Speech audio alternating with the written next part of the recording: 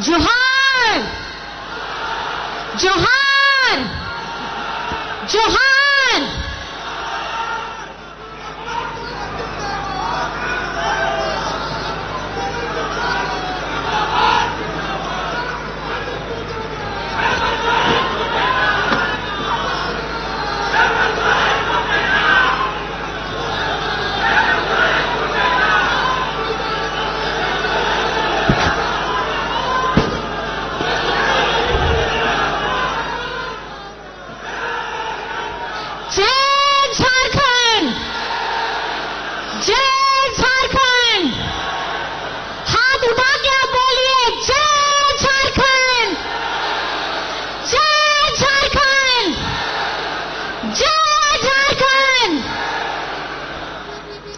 सभी को जोहार है।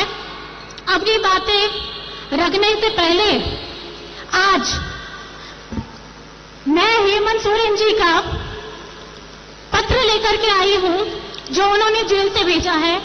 सबसे पहले मैं आपसे दरख्वास्त करना चाहूंगी कि उन्होंने जो भी लिखा है आज मैं आपके सामने पढ़ने वाली हूं, क्योंकि ये सारा संदेश आप सभी के लिए, झारखंड वासियों के लिए, पूरे देशवासियों के लिए है। तो कृपया करके इसको जरूर ध्यान से सुनिएगा।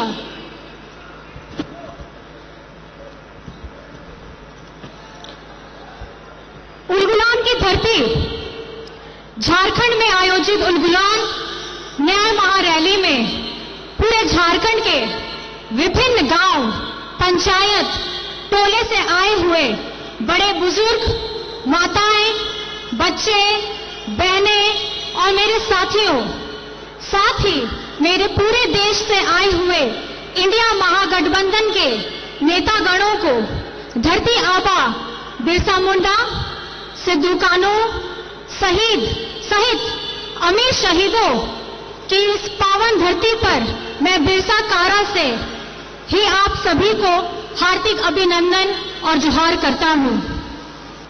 आज इस महारैली में मौजूद राज निर्माता विश्व गुरु शिबू सोरेन जी को चरण स्पर्श करता हूं। साथियों, आज झारखंड उलगुलान रैली में आपके साथ नहीं हूं। आपको मालूम है कि विगत 4 सालों से विपक्ष मेरे विरुद्ध षड्यंत्र रच कर आखिरकार एक बेबुनियाद आरोप के में मुझे कई 2.5 महीनों से बिरसा जेल में बंद करके रखा है। और इसी प्रकार हमारे महागठबंधन दल के आम आदमी पार्टी के मुख्यमंत्री अरविंद केजरीवाल जी को भी उनके सहयोगियों के साथ दिल्ली के तिहाड़ जेल में डाल रखा है।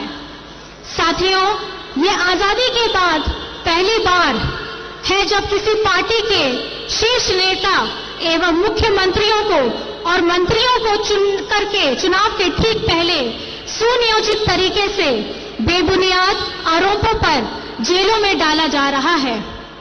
खैर, कोई बात नहीं, मुझे आज जेल में रहते हुए भी खुशी हो रही है कि जिस लोकतंत्र की रक्षा और हक अधिकार की लड़ाई को हम लड़ रहे हैं, उसे हम ही नहीं बल्कि देश के और विभिन्न राज्यों के दल और क्रांतिकारी नेतागण वही लड़ाई लड़ रहे हैं। आज उलगुलान महारैली में आए क्रांतिकारी नेताओं की मौजूदगी इसका गवाह है कि आज इस उलगुलान महारैली के मंच पर आदरणीय मल्लिकार्जुन खड़गे जी, जो अभी नहीं है, राहुल गांधी जी, अखिलेश यादव जी, फारूक अब्दुल्ला जी, चंपई सोरेन जी, भगवत मान जी, तेजस्वी यादव जी, श्रीमती सुनीता केजरीवाल जी, दीपांकर भट्टाचार्य जी, संजय सिंह जी, श्रीमती प्रियंका चतुर्वेदी जी और विवेक गुप्ता जी का मैं पुनः अभिवादन करता हूं। साथियों, आज का ये झारखंड उलगुलान महारैली से झारखंडी भाइयों के नाम से कई बातों का पता चल रहा होगा। जी हां साथियों, उलगुलान का मतलब ही है अब और नहीं चलेगी ठगों की सरकार, लोकतंत्र लूटने नहीं देंगे, संविधान खत्म नहीं होने देंगे, देश टूटने नहीं देंगे। मेरे साथ आप लोग जोर से बोलिए, इनकलाब जिंदाबाद, इनकलाब जिंदाबाद। 2024 का लोकसभा चुनाव चल रहा है। एक तरफ हम सब इंडिया महागठबंधन के लोग हैं और दूसरी तरफ पूंजीपतियों की जमात और षड्यंत्रकारी केंद्र सरकार एनडीए के लोग। साथियों, आज देश एक विषम परिस्थिति से गुजर रहा है। विगत 2014 से केंद्र में भाजपा एनडीए की सरकार चल रही है और दो बार देश की जनता ने एनडीए को सरकार बनने का मौका भी दिया। देश की सरकार का जनाधार को देश के लोगों ने दे दिया, पर पूरे देश के राज्यों की सरकार का जनाधार एनडीए को नहीं दिया। परंतु 2014 में एनडीए बनते ही पूरे देश के राज्यों में अपना कब्जा चाहते हैं। आपने सुना ही होगा विभिन्न सूचना तंत्र के माध्यम से कि गैर भाजपा सरकार राज्यों को किस तरीके से परेशान और उनके साथ सौतेला व्यवहार किया जा रहा है। कहीं सरकार गिराई जा रही है तो कहीं एमपी एमएलए खरीद फरोख्त की जा रही है। जो गैर भाजपा सरकार उनके साथ नहीं आते हैं तो इसका उदाहरण है कि आज हम जेलों से आप तक बंदी पत्रों के माध्यम से संदेश भेजना पड़ रहा है। साथियों, यह देश हमें भीख में नहीं मिली है। इस देश को पाने के लिए अनगिनत शहादत हुई है। कई इतिहास की किताब हमारे स्वतंत्रता सेनानियों के नाम से पटे पड़े हैं। साथियों, विगत कई साल के षड्यंत्र का फल एनडीए को 2014 में पूर्ण बहुमत से सरकार बनाने को मिली। देश के लोगों को बड़ी चतुराई से सपने दिखाए, आंखों में धूल झोंका गया, हर जाति धर्म के लोग को मूर्ख बनाया गया। बड़ी चतुराई से 2014 से आज तक देश के युवा, महिला, बुजुर्ग, किसान, आदिवासी, दलितों को ठगा गया। ऐसे जैसे एक स्टेज में दिखाने वाला जादूगर किस तरह पूरे देश को अलग अलग माध्यम से, अलग अलग सूचना तंत्रों के माध्यम से देशवासियों को निरंतर ठगने का प्रयास चल रहा है।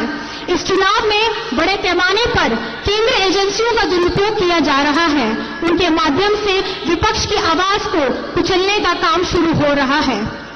आज केंद्र सरकार ऐसे ऐसे कानून का निर्माण कर रही है जिससे देशवासियों को तो नुकसान होना ही है, चाहे वो किसी भी वर्ग, जाति, धर्म का ही क्यों ना हो। साथ ही साथ इस देश के लोकतंत्र को भी खतरा होगा और संविधान को भी खतरा होगा।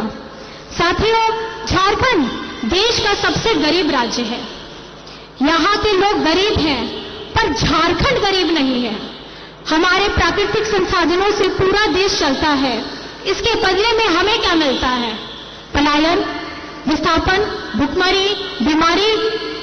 हम अपना हक मांगते हैं तो हमें जेल में डाल दिया जाता है। साथियों, बहुत सारी बातें हैं कहने को वर्तमान केंद्र सरकार के करतूतों के बारे में। अगर बातें शुरू की जाए तो रात और दिन कम पड़ जाएगा। आज आपके सामने देश के कई अनुभवी नेतागण मौजूद हैं, क्रांतिकारी युवा साथीगण हैं जो आप सभी को कई सारी बातें बताएंगे कि किस तरीके से पूरे देश को केंद्र सरकार ने ठगा है और लूटा है। साथियों, हम जानते हैं झारखंड आदिवासी बहुल राज्य है। आप सभी को याद होगा, नहीं तो मैं याद दिलाता हूं कि राज्य अलग होने के बाद राज्य में विधानसभा सीटों की संख्या बढ़ाने के लिए राज्य में परिसीमन का प्रस्ताव बढ़ गया था, जिसे बड़ी संख्या में आदिवासियों आरक्षित सीटों की संख्या घटाने की बात कही जा रही थी। तो उस समय हमारे दिशम गुरु शिबू सोरेन जी के नेतृत्व में पूरे राज्य में सदन से लेकर के सड़क तक विरोध किया गया और इस विरोध के फलस्वरूप आज हमारे राज्य में परिसीमन लागू नहीं हो पाई। जब ये चर्चा चली उस समय भी केंद्र में भाजपा की ही सरकार थी। 2025-26 तक के लिए इसको टाल दिया गया। यह विषय वर्तमान लोकसभा चुनाव के बाद फिर से राज्य के सामने आने वाला है। जैसे कि मैंने पहले भी बताया है कि केंद्र सरकार जिस तरह से नए नए कानून बना रही है, उन कानूनों में सबसे अधिक प्रभावित आदिवासी क्षेत्र और आदिवासी समुदाय को होने जा रहा है।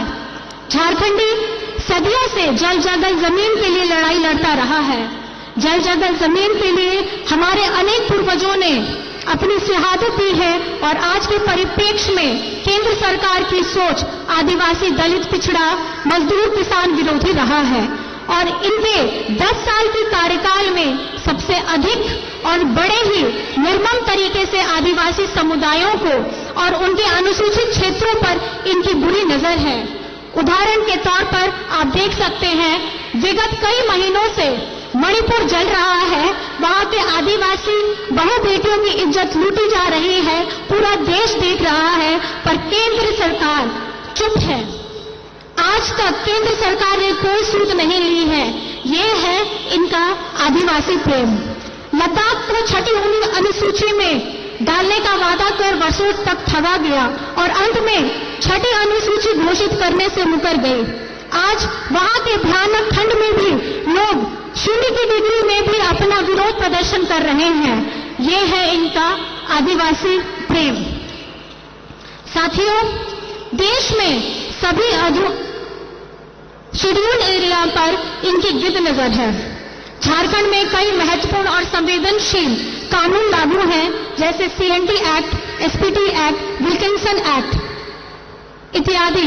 अगर NDA सरकार 2024 के चुनाव जीतती है तो राज्य और देश के आदिवासियों के ऊपर बहुत बड़ा खतरा बन जाएगा। इसलिए किसी भी कीमत पर झारखंड को बचाना है। साथियों, झारखंड में कुछ संवेदनशील मुद्दे हैं, जैसे सरना धर्म कोड राज्य में लागू किया जाना, खतियान आधारित स्थानीय और नियोजन नीति बनाना, पिछड़ों को 27% आरक्षण के लिए मार्ग प्रशस्त करना, स्थानीय भाषा और संस्कृति को पहचान दिलाने का कार्य करना इत्यादि। मैं इन विषयों पर विस्तृत में नहीं जा रहा हूं, पर यह कहना चाहूंगा कि ये सभी चीजें तभी लागू होंगी जब केंद्र की पूंजीपति और तानाशाह सरकार को केंद्र से बेदखल किया जाए। साथियों, मैं अपना यह संदेश समाप्त करने से पहले कहना चाहता हूं कि झारखंड वीरों की धरती है।